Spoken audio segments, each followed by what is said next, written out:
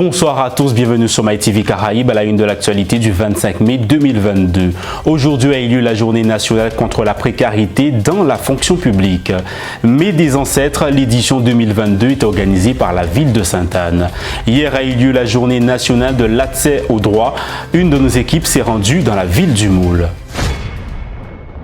Un agent sur 5 ne sont pas titulaires de leur poste dans la fonction publique. La FSU rappelle son refus de la précarité et demande la reconnaissance du travail de ces personnels jusqu'à l'exigence de leur titularisation. Écoutons Laïdi Ben Hadou, le secrétaire adjoint de la FSU Guadeloupe à ce sujet. Contrairement à ce que beaucoup de gens pensent, il y a beaucoup de précaires qui sont utilisés dans la fonction publique.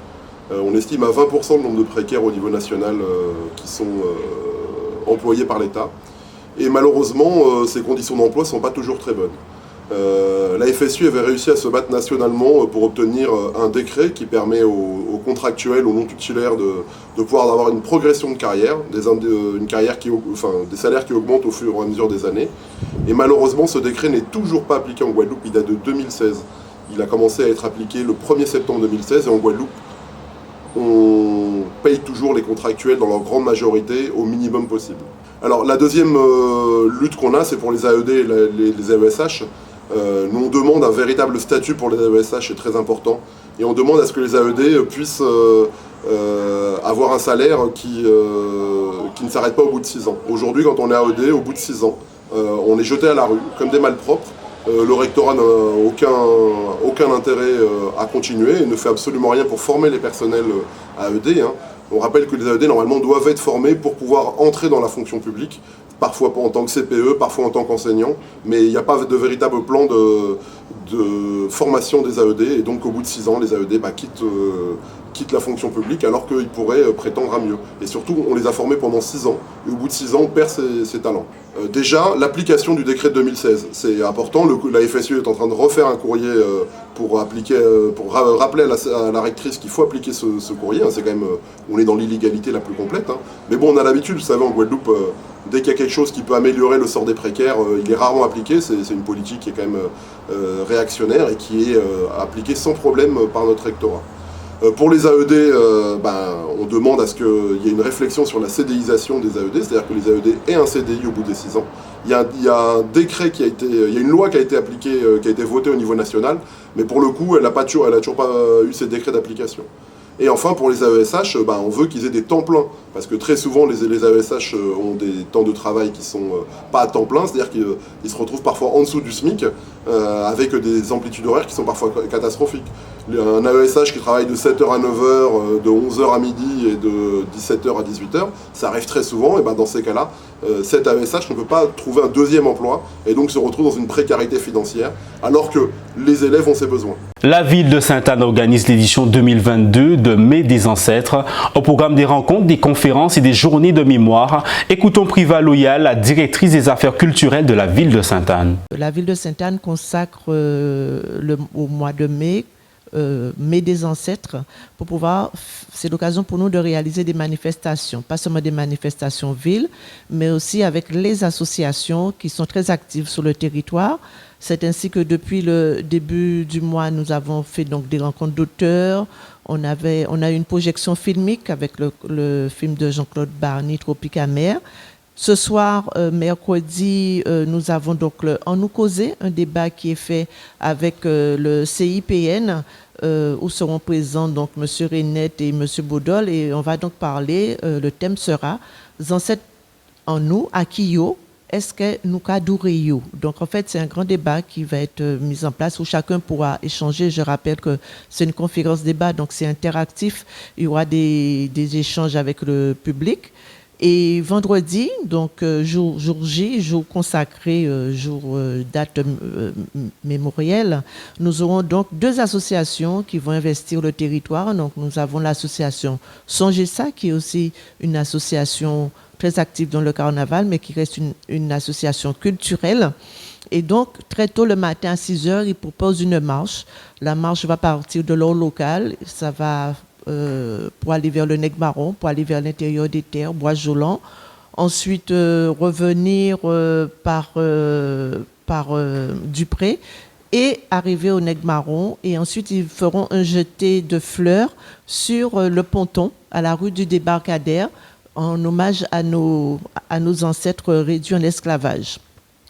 Plus tard, il y aura bien entendu, après le coup de tambour, il y aura le Soupa Congo, comme on dit.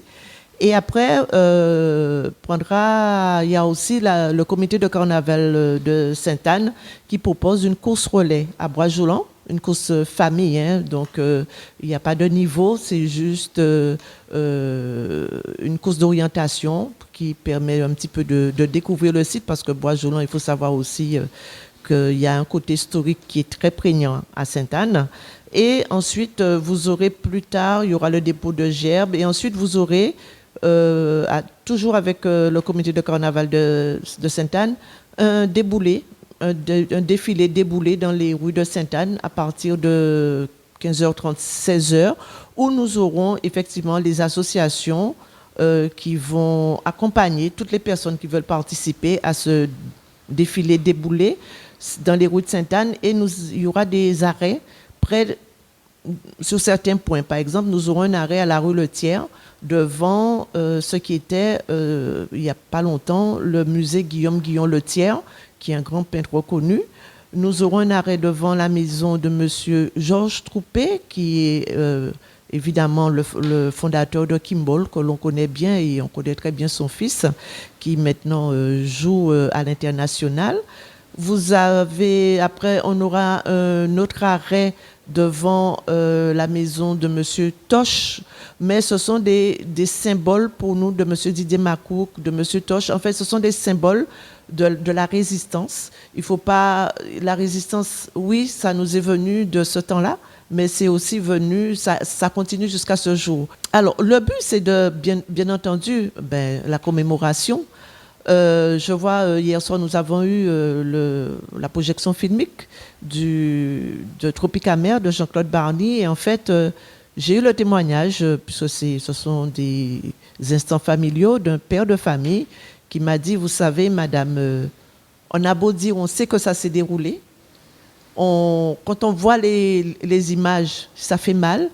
Mais les images sont vraiment très prégnantes, mais on imagine que ça était encore beaucoup plus dur.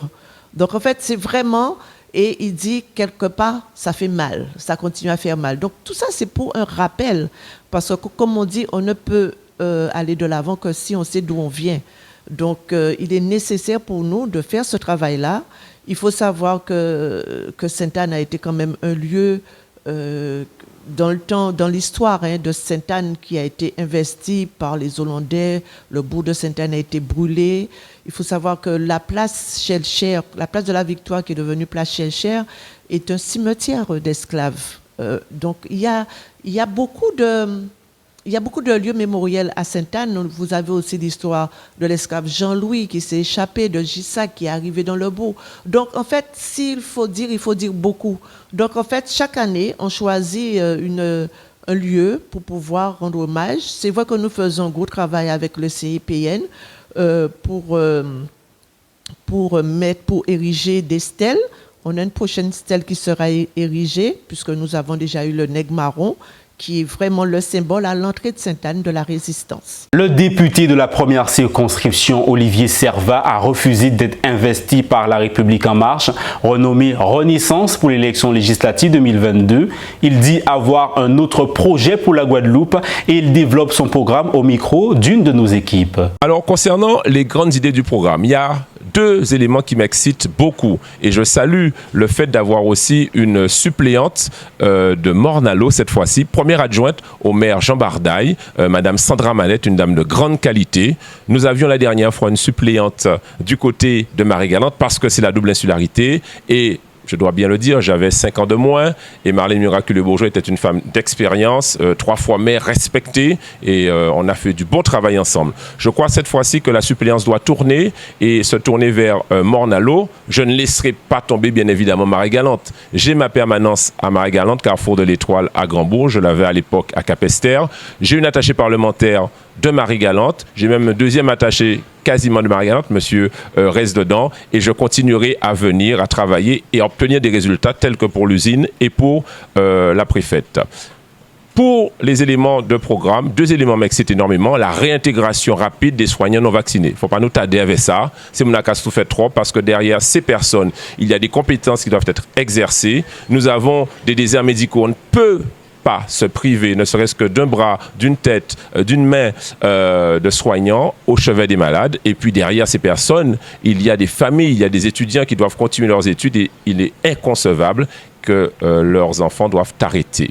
Et puis, il y a un deuxième sujet qui m'intéresse énormément, c'est le pouvoir d'achat des retraités. En fait, aujourd'hui, on a beaucoup de fonctionnaires de la fonction publique d'État, collectivité territoriale ou même fonction publique hospitalière. Et on se rend compte qu'en Outre-mer, pendant qu'ils sont au travail, ils ont les 40%. Et ensuite, à la retraite, disparaissent ces 40% et disparaissent aussi leur indice normal. Ils sont à 80% de l'indice normal. Donc, ils ont une perte de pouvoir d'achat. Ce que je veux faire, c'est intégrer la prime des 40% à la retraite. Comment faire ça? Eh bien, ça veut dire que durant la vie active, il faudra envisager une cotisation retraite sur la part des 40%. J'en ai discuté à la fois avec la ministre concernée de l'époque, Amélie de Montchalin, mais à la fois j'avais commencé à discuter avec les syndicats les plus représentatifs en Guadeloupe. Ils sont intéressés, voire très intéressés. Voilà mon cheval de bataille pour la prochaine législature. La journée nationale d'accès aux droits a eu lieu hier au Moule. Des conférences débats ont été organisées sur différents thèmes, dont les violences intrafamiliales, le droit d'asile et des étrangers. Je suis aujourd'hui présente à cette journée d'accès aux droits pour justement promouvoir la médiation familiale et ses bienfaits dans tout conflit familial. L'objectif, c'est de permettre aux personnes d'accéder à l'information juridique et de pouvoir avoir un maximum d'informations sur une situation donnée qu'ils n'auraient plus de difficultés à obtenir dans d'autres circonstances. Alors, il y a des PAD, des points d'accès aux droits déjà qui sont présents. Il y a nous, Attitude Médiation, qui faisons de la médiation familiale, donc la gestion de conflits dans le milieu familial. Il y a une juriste qui est là pour répondre. Il y a le CLSPD, il y a le France Victime. Enfin, il y a plusieurs organismes d'aide, de conseil et d'écoute pour aider au mieux les personnes qui le souhaitent. Comme je l'ai dit, donc de permettre aux personnes d'avoir un maximum d'informations qui regroupe plusieurs intervenants pour pouvoir avoir une information et être aidé au mieux dans un temps court et concis. Je suis représentante du défenseur des droits qui se trouve à Paris et sur le territoire de la Guadeloupe, nous sommes, on couvre tous les territoires, toutes les villes et on est environ 7 en Guadeloupe. On a bien sûr un chef de pôle et je m'occupe des problèmes de droit, quand les droits sont bafoués. Alors, c'est souvent des problèmes avec des administrations, des personnes qui ont des problèmes par exemple, EDF. EDF, leur facture, de quoi alimenter 3 immeubles alors qu'ils n'ont qu'un appartement. Ça peut être des problèmes avec une administration telle que les impôts. Malheureusement, il y a quelques erreurs. Des personnes se retrouvent avec des biens qu'ils n'ont jamais connus. Je traite aussi de problèmes de harcèlement. Harcèlement à l'école, harcèlement sexuel, harcèlement moral. La discrimination. Par exemple, des personnes qui sont discriminées par rapport à leur origine, par rapport à leur appartenance politique ou religieuse, par rapport à leur orientation sexuelle. Et c'est le gros cheval de bataille, hein, la discrimination, parce qu'en Guadeloupe, on a trop laissé les personnes subir des choses sans pouvoir les aider. Alors c'est aussi notre rôle. Je m'occupe aussi de tout ce qui concerne les titres de séjour. Les gens n'arrivent pas à prendre rendez-vous à la préfecture ou alors ont rendez-vous et ne comprennent pas ce qu'on leur dit. Donc, ils ont recours à moi et je fais des demandes groupées. Alors, ce n'est pas magique, mais on les aide comme on peut. Je suis coordinatrice du pont justice du Moule. Alors, nous sommes basés à l'annexe 2 de la mairie du Moule. Notre mission, c'est de favoriser l'accès aux droits permettre justement d'avoir, on va dire, des informations, permettre aux usagers, aux administrés d'avoir des informations concernant leurs problématiques juridiques, administratives et autres, rencontrer gratuitement des professionnels qui pourraient les informer, les écouter, les orienter et les conseiller également. Donc nous recevons les administrés le lundi, mercredi et jeudi matin sans rendez-vous. Les autres jours, c'est sur rendez-vous avec les intervenants. Donc nous avons différents intervenants qui viennent assurer les permanences au point de justice et qui sont présents aujourd'hui, tels que le conciliateur de justice, le médiateur familial, l'UDAF, les conseillers de l'UDAF, Union départementale des familles. Nous avons également le notaire, les avocats, donc toute une palette de professionnels qui sont présents pour pouvoir informer gratuitement les usagers, les conseiller et les orienter. Cette journée qui est nationale au niveau de France Service et des maisons de droit, pour que la population puisse avoir bénéficié des renseignements concernant leurs droits au niveau de l'administration française. Beaucoup de citoyens n'ont pas la possibilité d'aller voir un notaire ou un avocat, parce que vous savez très bien qu'il y a le droit, ça coûte pas cher, mais ça coûte ce qu'il faut. Mais malheureusement, nous avons cette population qui est demandeur, et nous, à la ville du Moule, nous faisons le maximum pour qu'ils puissent avoir la possibilité de trouver les solutions à leurs problèmes. Et c'est aujourd'hui que l'ensemble des services de la ville du Moule, le PRE, la Maison France Service, le PAD, et tous sont présents pour proposer à la population moulienne de venir et d'être écoutés par le notaire, par l'avocat qui sont présents aujourd'hui, et donc pour avoir la possibilité de faire suivre leur dossier et d'avoir un résultat pour qu'ils puissent avoir la possibilité de finaliser leur dossier. Tout à fait, parce qu'énormément de citoyens ne savent pas qu'il y a la Maison France Service à la bibliothèque du Moule qui peuvent les aider dans toutes leurs démarches administratives et judiciaires aussi, et pouvoir donner et trouver la solution de leurs problèmes. Parce que vous savez, tout est numérisé aujourd'hui et beaucoup de nos concitoyens ne maîtrisent pas vraiment l'informatique, mais avec la Maison France Service, ils ont la possibilité d'aller et de trouver des interlocuteurs qui peuvent les aider à monter leur dossier et avoir satisfaction. L'association Saint-Jean-Bosco prend un nouveau départ. 4 programmes d'accompagnement sont proposés aux jeunes. Un atelier de chantier d'insertion, un programme de remobilisation, un programme de pré-apprentissage, un programme de raccrochage scolaire. Écoutons Mélissa Jeannot, conseillère emploi, formation, insertion de l'association Saint-Jean-Bosco. À l'association Saint-Jean-Bosco, nous accompagnons des jeunes à la réflexion, la construction et la concrétisation de leurs projets professionnels. On accueille des jeunes de 16 à 29 ans qui souhaitent justement construire leur projet professionnel. La durée de l'accompagnement au sein de l'association, c'est entre 3 mois et 4 mois en présentiel et par la suite 6 mois d'accompagnement post-accompagnement. Pour les jeunes en décrochage scolaire, nous avons un dispositif spécifique qui s'appelle le Bosco 16-18 qui accueille des jeunes mineurs souhaitant construire leur projet professionnel et ayant pas forcément de formation actuellement. On propose aux jeunes justement de se construire, d'apprendre à se connaître, de construire leur projet professionnel et puis ensuite de pérenniser, de mettre en œuvre les outils qu'ils ont pu apprendre au sein de l'association Saint-Jean-Bosco. Voilà pour l'actualité du jour. Je vous rappelle une des informations principales. Aujourd'hui a eu lieu la journée nationale contre la précarité dans la fonction publique. C'est la fin de votre édition. Merci de nous avoir suivis sur MyTV Caraïbes.